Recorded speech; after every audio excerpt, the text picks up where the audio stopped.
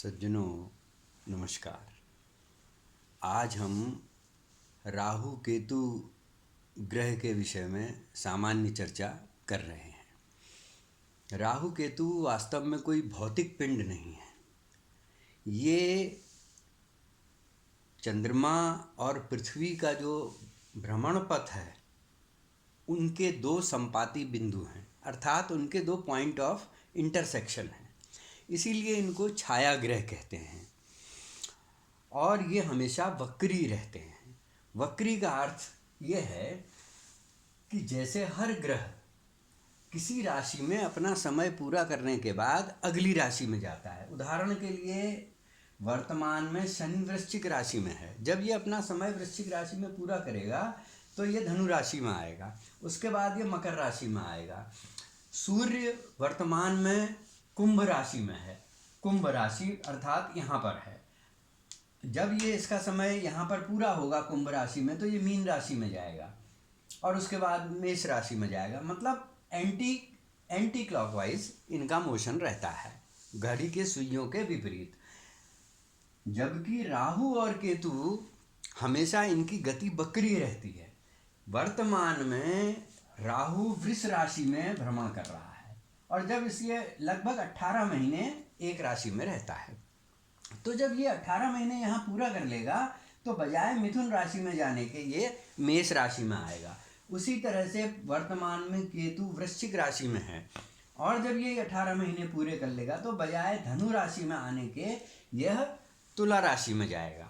और इस प्रकार से हम कहते हैं कि शनि, राहु और केतु की गति हमेशा वक्री रहती है, उल्टे चलते हैं। ये राहु क्रमांक 6-11 अर्थात कन्या और कुंभ राशि का स्वामी है। इनके स्वामी के विषय में, चूंकि ये छाया ग्रह हैं, इसलिए इनके किस ग्रह के, ये किन ग्रहों के किन राशियों के स्वामी हैं, केतु किन राशियों का स्वामी है, इसमें बड़ा मतभेद है।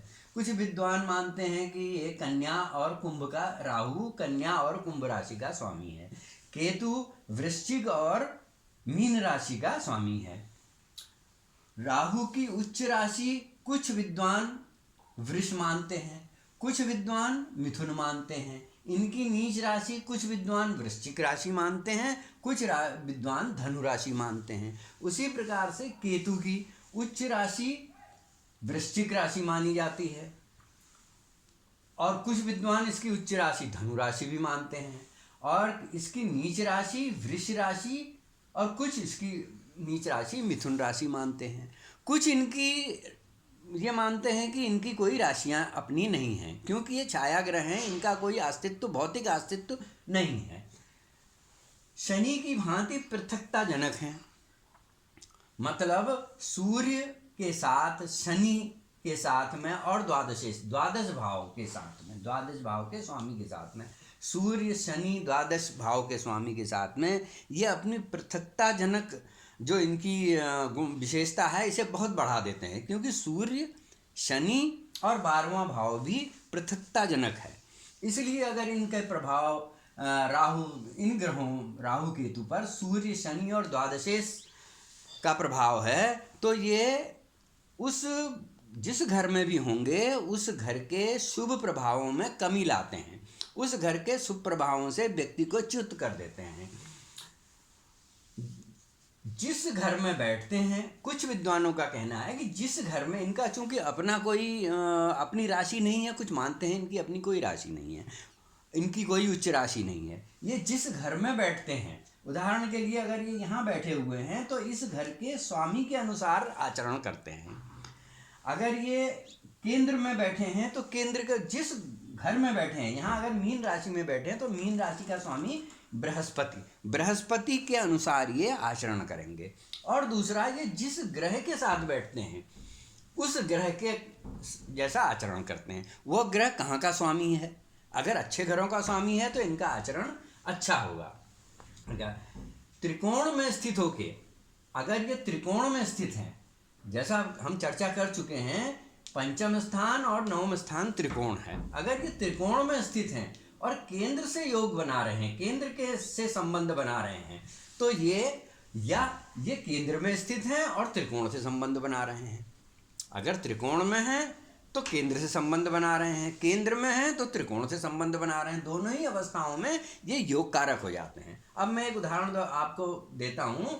यहाँ पर ये कर्क लग्न की कुंडली है, मंगल और शनि के साथ में राहु है। अब मंगल, इस कर्क लग्न की कुंडली में मंगल योग कारक होता है। क्यों होता है? क्योंकि ये केंद्र स्थान, मेष राशि का स्वामी मंगल होता है, ये केंद्र स्थान और त्रिकोण स्थान वृश्चिक राशि इसका स्वामी है। कोई भी ग्रह जब केंद्र और त्रिकोण का स्वामी हो जाता है तो वह योग कारक ग्रह कहलाता है। तो योग कारक मंगल के साथ में राहु है, अतः ये स्वयं राहु योग कारक बन गया। अब इसके साथ शनि भी है। शनि चूंकि सप्तमेश और अष्टमेश मार्केश है शनि, इसलिए ये इसके शुभ प्रभाव में थोड़ी कमी करेगा, लेकिन किसी भी प्रकार से ये मंगल के चूंकि योग कारक है, मंगल के साथ में योग कारक ग्रह के साथ में है, अतः ये शुभ प्रभाव दिखाएगा। दूसरी मुख्य बात यह है कि राहु और केतु अचानक फल देते हैं, अच्छे या बुरे। अगर शुभ स्थानों में हैं, योग कारक हैं, तो एकदम से ये व्यक्ति को ऊपर को चढ़ा देते हैं। अनएक्सपेक्टेड गेन्स और अनएक्सपेक्टेड लॉसेस। आदमी सोच भी नहीं पाता कि वो कहाँ गिर रहा है, वो गिर जाता है। आदमी सोच भी नहीं पाता कि कितनी ऊंचाई तक जाएगा, वो पहुंच जाता है। ये सब राहु का प्रताप है। अगर योग कारक है, शुभ ग्रहों के साथ में है, केंद्र त्रिकोण से उसका रिलेशन बन रहा है, तो ये योग कारक बन जाता है। सूर्य और चंद्रमा इसके परम शत्रु हैं। सूर्य के साथ में इसकी युति अगर यहाँ पर है, राहु और सूर्य अगर पहले में बैठते हैं तो ये देह कष्ट देते हैं। दूसरे में बैठेंगे तो ये राहु सूर्य तो ये दाम्पत्य जीवन को खराब करेंगे। तीसरे में ये दाम्पत्य जीवन ग्रह सुख की हानि करते हैं, धन की हानि करते हैं। चतुर्थ में ये सामान्य सुख में कमी करेंगे। पंचम में ये विद्या बुद्धि संतान के लिए में आशा अनुरूप फल नहीं देंगे। इसी प्रकार से ये दशम में जो है व्यक्ति को रोजगार संबंधी, यश संबंधी शुभ फल नहीं देंगे, उसकी हानि करेंगे। और चंद्रमा के साथ में व्यक्ति अगर राहु इन ग्रहों के साथ में अगर चंद्रमा है तो व्यक्ति रूढ़िवादी, संघर्षरत और एकांत प्रिय स्वभाव का होता है। विशेषकर चंद्र राहु की युति व्यक्ति को व्याकुलता, परेशानी और अशांति पैदा करती है। चंद्र लग्न से 2 और 8वें स्थान पर तथा जन्म लग्न से छठे, जन्म लग्न ये है, इससे छठे 1 2 3 4 5 छठे 8वें और 12वें भाव में, जन्म लग्न से छठे 8वें 12वें स्थान पर शुभ ग्रहों के साथ में हो। ये शुभ ग्रह कौन? शुक्र, बृहस्पति, बुध, इन ग्रहों के साथ में हो तो ये मार्केश हो जाता है, मारक स्वभाव उत्पन्न करता है। क्यों? क्योंकि एक तो छठे 8वें 12वें घर के स्वामी स्वयं दुष्ट स्थान है, दूसरा इन जगहों पर शुभ ग्रह जो है निर्बल हो जाते हैं। अतः राहु केतु जैसे ग्रह ये मारक प्रभाव उत्पन्न करते हैं।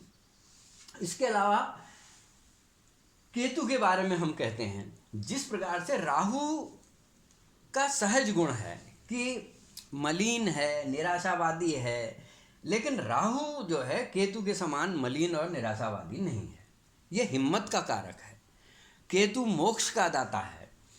केतु का शाब्दिक अर्थ है झंडा। व्यक्ति को, योग कारक केतु व्यक्ति को झंडे के समान ऊंचाई प्रदान करता है। और बुध को छोड़ के बाकी सभी ग्रहों के साथ में केतु आध्यात्म की प्रेरणा देता है। परंतु एक बात और हमें समझनी चाहिए, क्योंकि इसको हमारे पुराने ग्रंथों में राहु को राक्षस माना गया है, और राक्षस, इसके सिर का नाम राहु और धड़ का नाम केतु रखा गया है। तो केतु में चूंकि धड़ है, आंखें नहीं हैं, इसलिए बहुत से विद्वान ये कहते हैं कि इसकी कोई दृष्टि नहीं होती। और राहु की दृष्टि 5वें, 7वें, 9वें और 12वें भाव पर पड़ती है, जबकि इसकी बहुत से विद्वान कोई दृष्टि नहीं मानते हैं। और केतु जो है बलवान होने पर व्यक्ति को यश, विद्या, धन, तीसरे छठे इनमें विद्या, यश, धन इत्यादि से व्यक्ति को विभूषित करता है। अब हम आते हैं एक विशेष दुर्योग जो राहु और केतु के द्वारा बनता है, काल सर्प योग कहलाता है।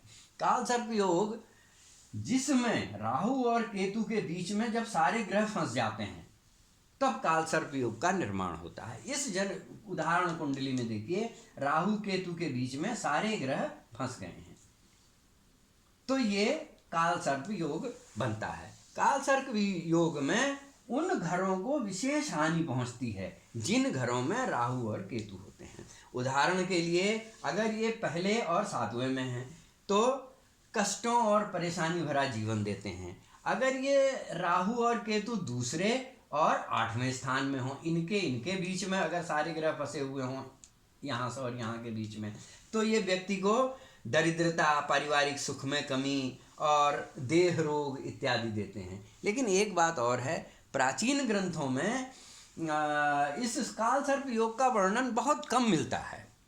दूसरी बात, जैसा मैंने बताया, राहु को हमारे प्राचीन ग्रंथों में राक्षस माना गया है। उसी प्रकार से इसको ग्रीक कथाओं में पाइथन के नाम से जाना जाता है, और पश्चिमी देशों में इस राहु को ड्रैगन के नाम से जाना जाता है। तो आज ये राहु केतु के विषय में हमने सामान्य चर्चा की। अन्य ग्रहों की चर्चा हम इससे पहले कर चुके हैं। नवों ग्रहों की हमने एक सामान्य परिचय आपको दिया। 9 ग्रहों का आपको सामान्य परिचय कैसा लगा हमें ज़रूर बताइएगा, और ये सारे प्रवाह कैसे लगे। अगर अच्छे लगे हों तो कृपया इन्हें लाइक करने का कष्ट करें, और साथ ही इस चैनल को सब्सक्राइब करें। नमस्कार, धन्यवाद।